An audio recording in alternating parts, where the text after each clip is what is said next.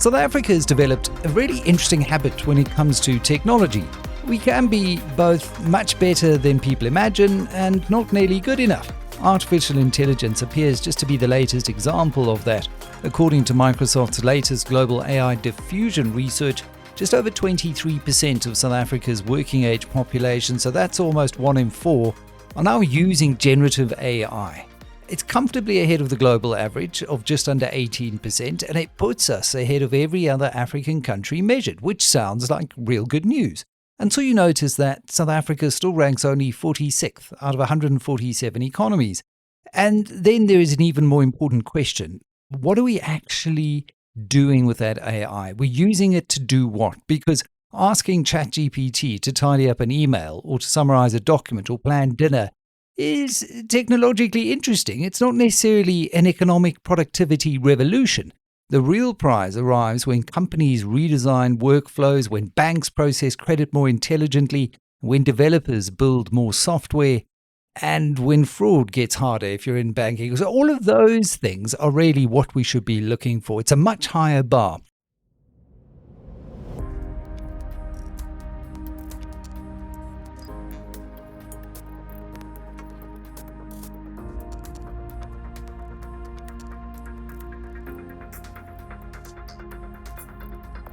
South African banking may give us an early glimpse of what happens when organizations begin crossing it. Investec has just rolled Microsoft Copilot out across its entire 8,000-person workforce. It says more than 800 AI agents are already operating across the group and collectively freeing up more than 350,000 hours of employee time a year. I really like this as a use case, but does raise a difficult question of what exactly happens to those 350,000 hours. Are we liberated to produce more economic output, or are simply fewer people required to produce the existing output? And I think that's a very important conversation for South Africa.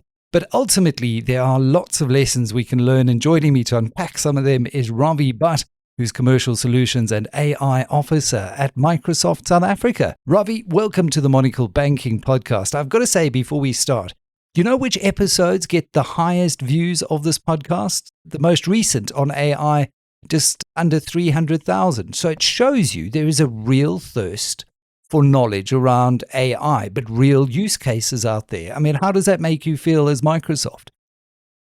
Michael, firstly, amazing to have been invited for your podcast. And yeah, you know what? I think as an AI officer, I am drinking from the fire hose just like everybody else in the world, because AI is progressing, evolving faster than many times humans are able to keep up. So I think it's an exciting world.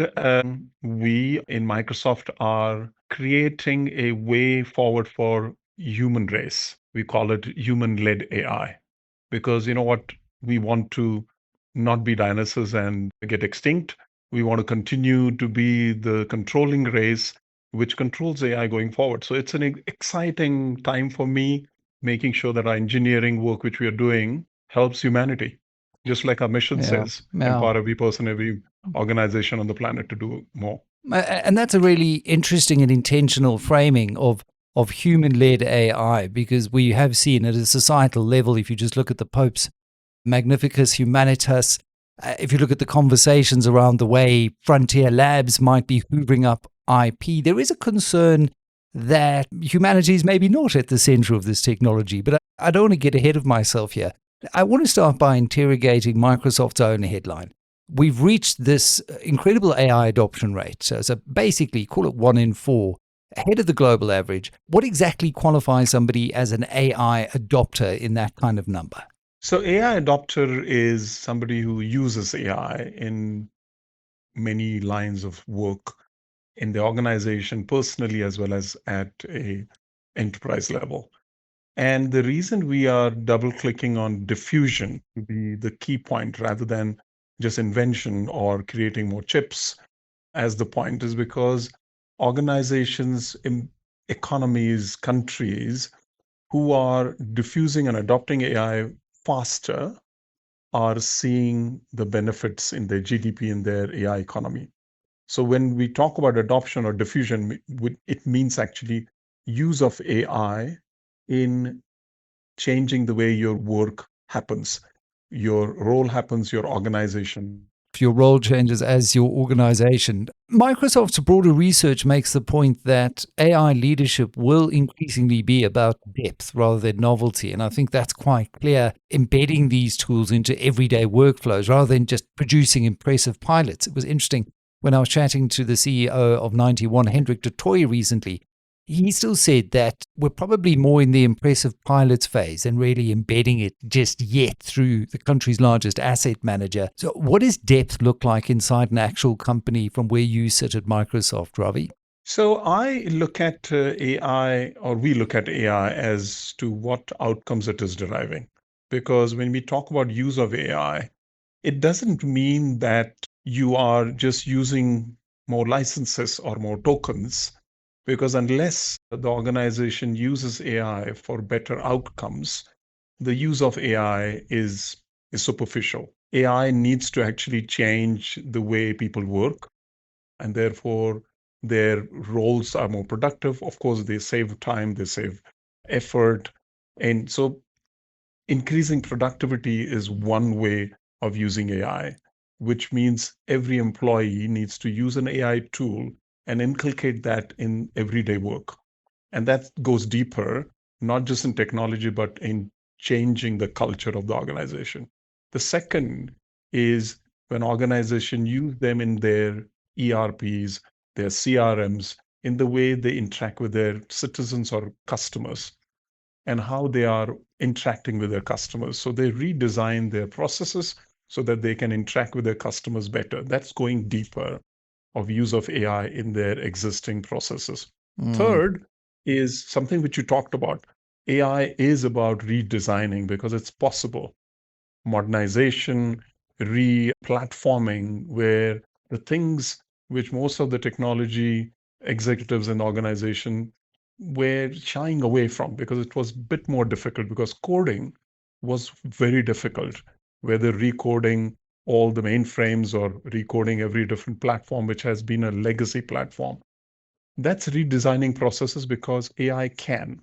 So coding is making software engineering easier. As you know, world's code is now being developed by AI most of the time. So recoding, redesigning, reengineering is going deeper. The last, which is my personal favorite in going deeper, is building an IP for yourself. If you're an organization, you know how your people work, your customers' data, your own processes, harnessing all three of those into an organization intelligence, which means you harness the intelligence of your organization and then you can compete and perform better, which may mean you create new products based on your intelligence. It may also mean you create new revenue streams based on your intelligence. So those are, I would say, four areas by which we can go deeper. And I mean, you mentioned the mainframes. That's one thing that I think is quite interesting in that whenever you chat to someone in banking, many of the core banking systems are still built around old COBOL systems, which were very good 30 years ago, but are probably at risk of really creating quite a lot of issues in integrating with newer technologies and newer systems. And I would imagine one of the first big use cases for AI is understanding and modernizing legacy code inside things like a COBOL or Watson Xcode Assistant for Z users or things like it. Where are you seeing the immediate strong cases for AI in banking? I think if I look at use cases for banking is I would unpack it in the same way as I was talking earlier.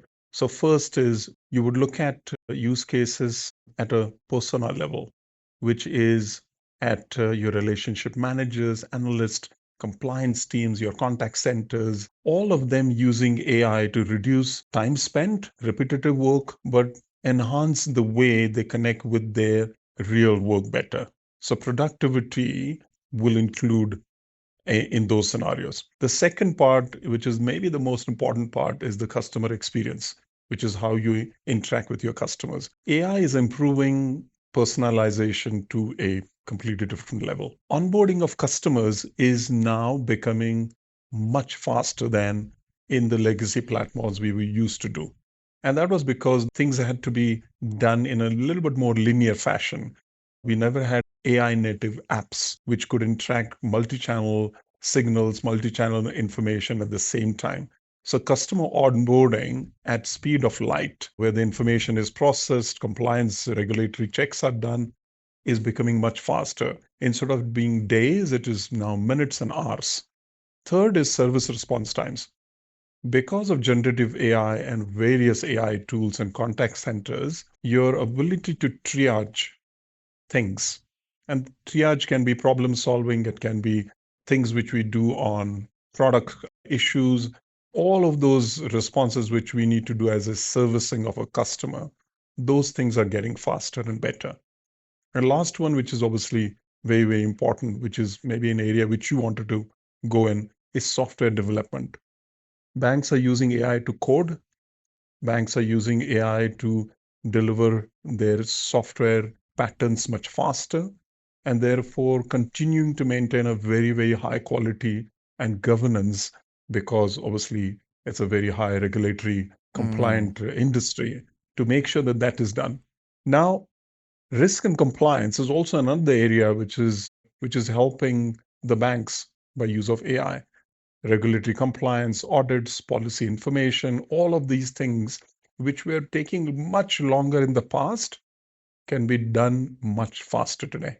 So I just give you a quick idea of where banks are best positioned as an industry to convert AI adoption into, I say, economic value.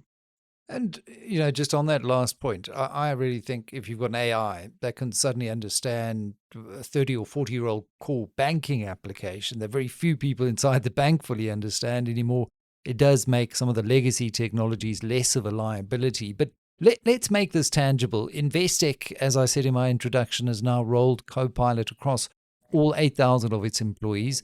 It says more than 800 AI agents are operating across the business. What did Investec get right before it ever bought the technology to enable this? Investec has been actually one of the pioneers when generative AI came first. If you remember in November 2022, when we all saw ChatGPT, Investec were the first people in the banking industry to start an internal bot called Zebra GPT. And it was built on OpenAI technologies, and they started it. And it was an internal bot for some time. And so their skill set on generative AI was pretty matured.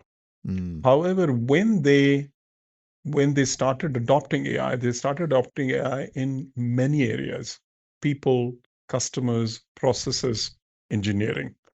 What you see in the latest announcements where they said they're adopting AI for all their 8,000 people end to end, they are acting as a frontier firm. Frontier firms adopts AI in all parts of their businesses, not in a pilot, not in one specific division, and hence they give that tool, and the culture of the organization changes because they've given the tool to every person in the organization. It actually also signals leadership's confidence in AI, that AI can deliver enough value to scale across the organization. So the most important milestone isn't when a company like Investec starts experimenting with AI.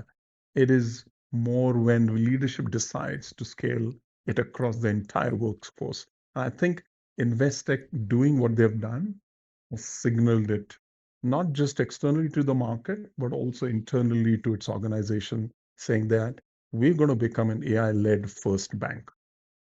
And it is, an important signal. In fact, a hugely important signal, not just inside the bank, but I think across the financial services industry, that executive leadership has the confidence to be able to say, we can drive this throughout the entire organization. And lest we forget, banks are amongst the most highly regulated entities that I think we have on the planet when it comes to the various regulations that they have to operate under: privacy, anti-money laundering, fraud, all of those things, and they are custodians of depositor funds. But it's a hugely competitive space, and if one can lead in terms of faster onboarding or better serving customers in a more hyper-personalized way, I mean, that is a big opportunity. Can we just zoom in on the agentic part of this? And, Investec talks about 800 agents. Can you share a little bit more about what that means in plain English? Are we talking about digital assistants or semi-autonomous employees here? Where does an agent begin and an ordinary automation end? So there are three phases on a frontier firm, as I call it. Obviously, we talk about assistant, AI assistant, where a product like Copilot removes drudgery across branches, back offices, and risks. Then you go to digital colleagues, as we call it, which is what is an agent is. Now, what agent does, it's number of tasks which it compresses together, weaves it together, and completes the entire task. So the difference between an AI assistant and a agent is that AI assistant responds to your prompts and gives you an answer. A digital colleague or an agent completes the task. And those tasks are defined. For example, it can be a KYC pack, it can be a credit file which needs to be analyzed. So the entire task is completed by an agent.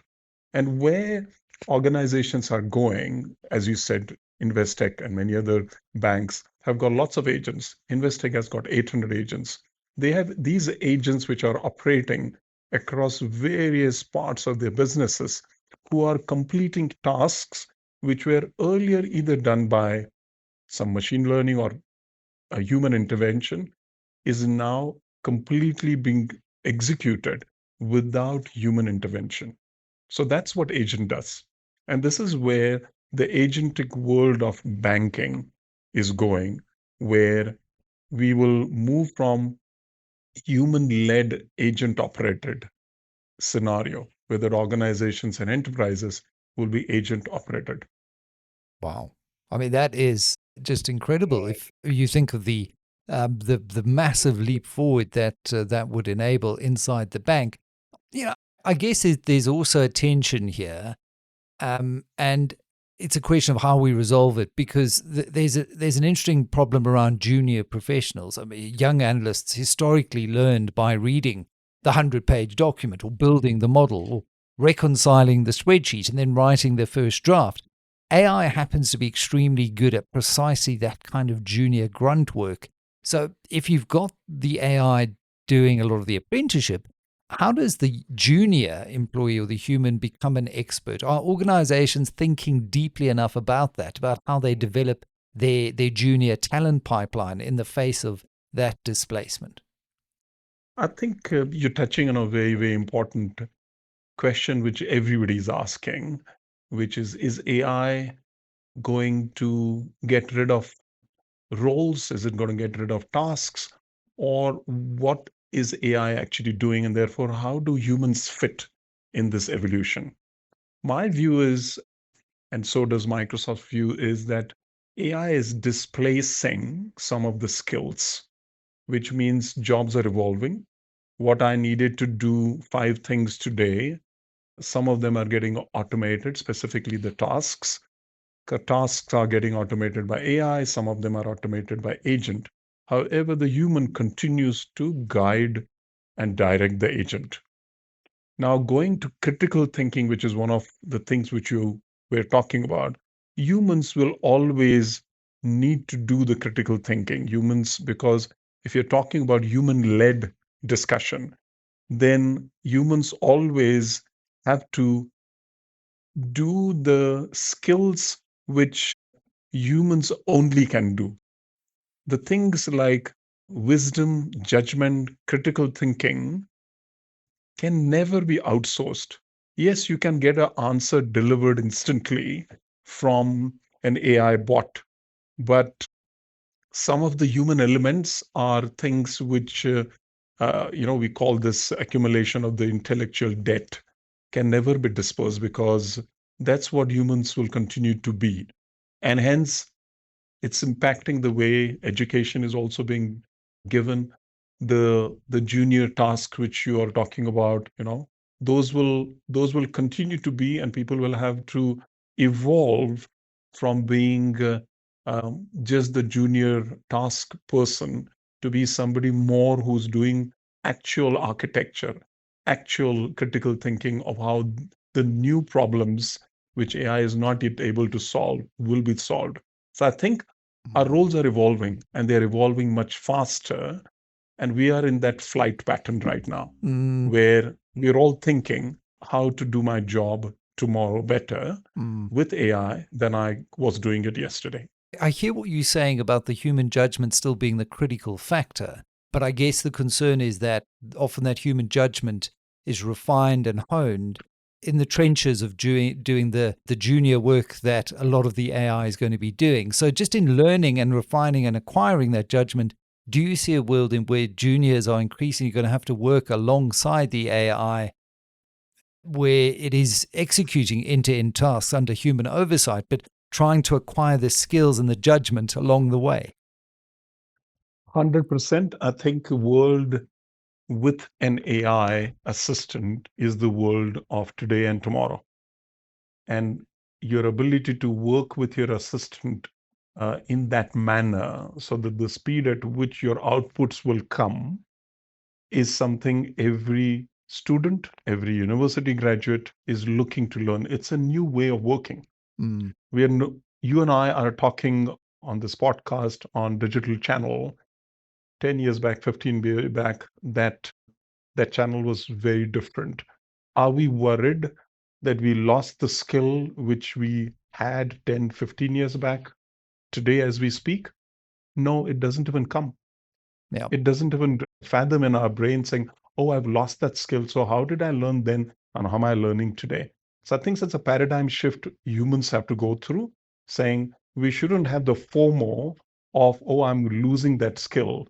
The question which we need to ask is, do we need that skill in today's world? In the first Or do place. we need to Yeah. correct, and do we need Yeah. to learn new skills in the world of tomorrow? Yeah. And increasingly, I'm caught siding with your latter position, because what we're seeing is, as one realizes the potential of these new assistants and tools, we're able to free ourselves from previous process or system constraints and design things that are or have been hitherto just unimaginable. Certainly for someone without coding experience, one can, you see a lot of the term vibe coding is used. People building apps, building financial planning tools, and being able to build retirement calculators on their own without any of that coding work. So I think it does free up, and we need to be far more ambitious with what we can do now that we've got the technology. The ambition does seem to be particularly well suited to the banking industry. If you look at the Prudential Authority, the FSCA, FISCA, the Financial Sector Conduct Authority, their work is fascinating here. Their recent survey found that banking was the financial sector's leading AI adopter, with fraud detection prominent among machine learning use cases. And it makes, I guess, intuitive sense, because banks possess enormous structured data sets and lots of repetitive, rules heavy processes. Would you say banking is therefore unusually well suited to AI? And where do you see the largest prize? Because there's so many areas. I mean, there's credit, there's fraud, there's AML, there's customer service. Where do you see the big prize for South Africa's banks? So, great question. I think if I put myself in a CEO hat, deploying the Copilot across the workforce as Investec has done is potentially the first thing most of these banks and CEOs are thinking. And it's not because of a product for Copilot, I'm talking about which changes the way every employee looks at their work. It helps the culture change. That's the first. The second part, bank has got, which they need to fix, and this is maybe the another foundation first, is the data. And I think fixing the data foundation helps them to get value out of AI much faster. The third, which is a combination of two things, is making every bank an agentic bank. Now, it requires three things in making a bank an agentic bank.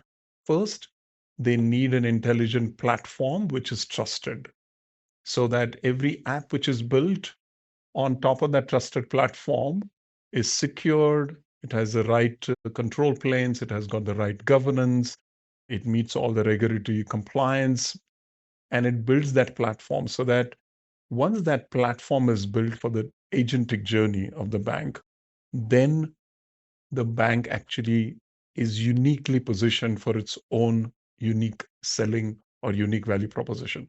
I would say those are the three things which banks are doing: securing their data, making sure that they're ready for the agentic journey, and they're changing the culture of every person in their organization by giving them a AI tool.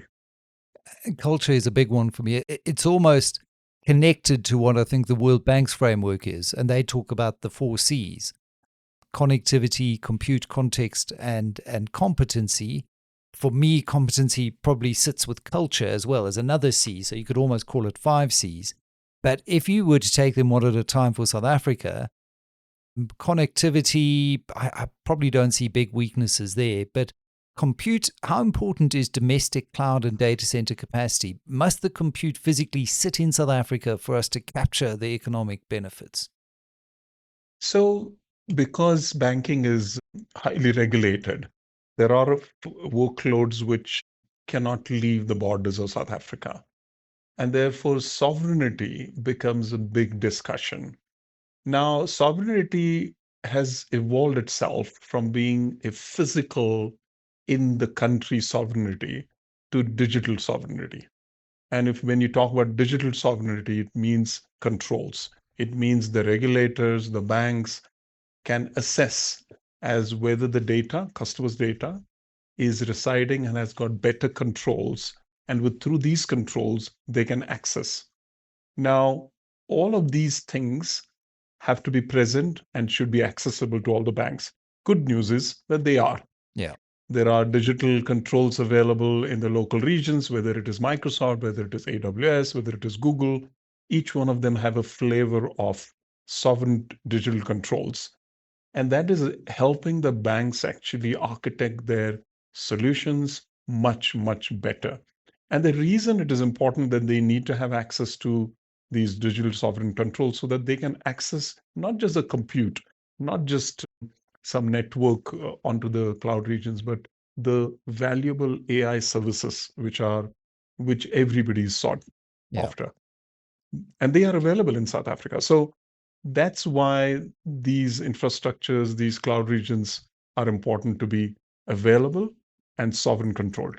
Yeah, and I mean, it's there's quite an important industrial policy question lurking in all of that as well, Ravi, because we see countries spending staggering amounts trying to build frontier models and all of the compute infrastructure and data centers. It's the biggest capex program in human history. South Africa plainly can't win a brute force capital race against the US or China. I don't think we should even try, obviously. The question around what a sensible AI industrial strategy looks like for our middle income economy, I think, is an interesting one.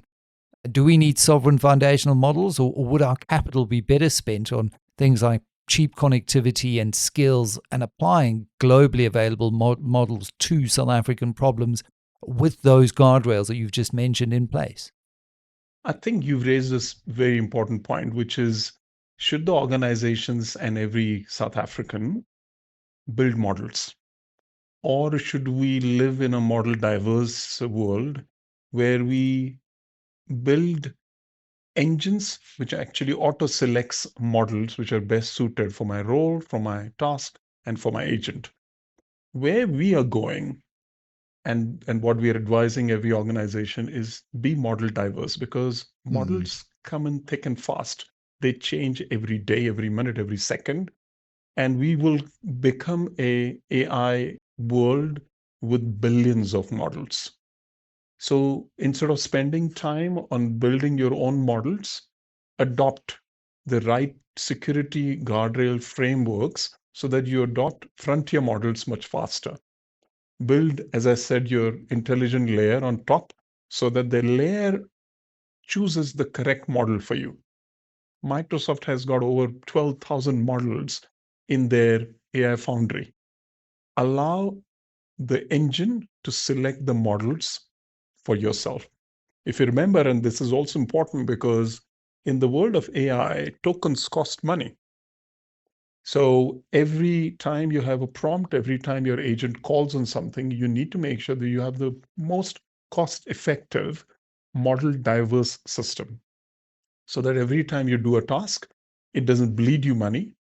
Not that South Africans have lots of dollars to spend in that manner, and we won't want them to. So execute your tasks in the most cost beneficial manner. So that's where the world should go. And that's where we are saying that don't depend on one single model. Don't go and build your own models, because there will be a model which will be better than yours, which will be built by somebody tomorrow. Yeah. And you spend all this capital money building a model. So adopt a model diverse intelligence system. It makes complete sense. I mean, you can just liken, you mentioned the engine, the motor car. We didn't have to go and develop our own engine or our own motor vehicle brand to benefit hugely from having vehicles on our streets, revolutionizing personal transport, fleet transport for companies, and agriculture and beyond. Ravi Bhat, thank you very much. A Commercial Solutions and AI Officer at Microsoft South Africa.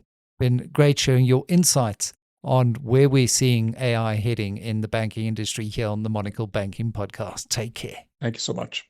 Well, it's quite clear South Africa doesn't need to win a global competition for who can generate the most prompts or attach the letters A and I to the largest number of corporate strategies. I think the economic contest sometimes could be a bit duller, but I think much more important. Can we produce more with the people and the capital and the infrastructure that we already have? Can this technology help firms grow? I think it certainly can. Can it broaden access to financial services? No reason that it can't. And can we do all of that without building black boxes into the decisions that really determine who receives credit and insurance and employment or access to the financial system without being able to fully understand them? Well, productivity will ultimately be the real test, but it sounds like Investec is certainly betting the house on this one. That was Ravi Bhat of Microsoft South Africa here on the Monocle Banking Podcast, as always, curated by Monocle Solutions.